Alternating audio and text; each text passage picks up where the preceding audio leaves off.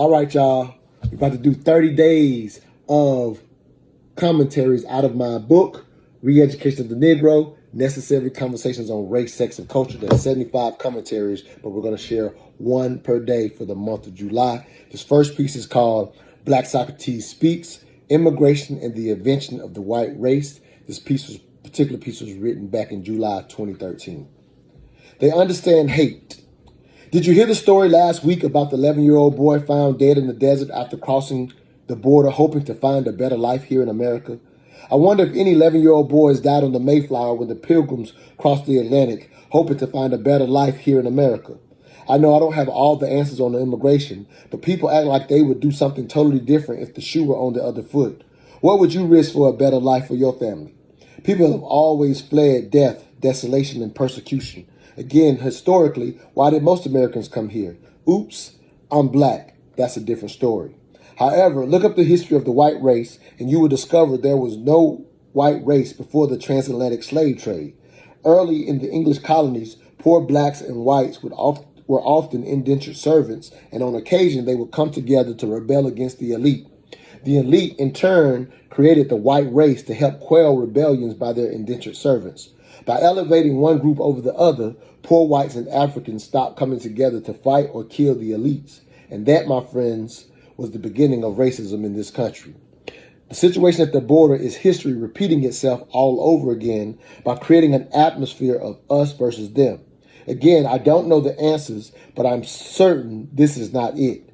I will not deny the financial burden this crisis may incur for the U.S., but for anybody who buys into illegal immigrants taking jobs and lowering wages, think again.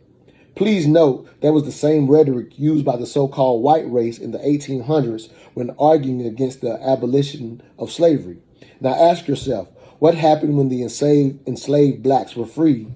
Basically, they kept the same damn jobs they had before they released from enslavement. Now, fast forward to today and think, when was the last time you've applied for the kind of jobs immigrant day workers line up for?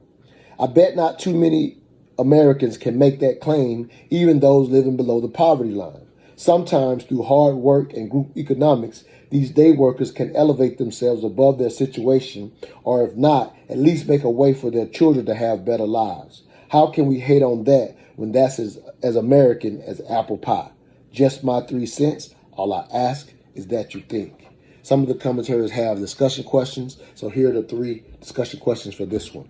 Number 1, does it make sense to have an African American and Hispanic coalition?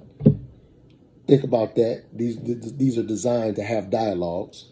Number 2, do black people sympathize with illegal immigration even more than some Hispanics? Even more so than some Hispanics. Number 2. So contemplate that. Play this dialogue and have a dialogue with somebody.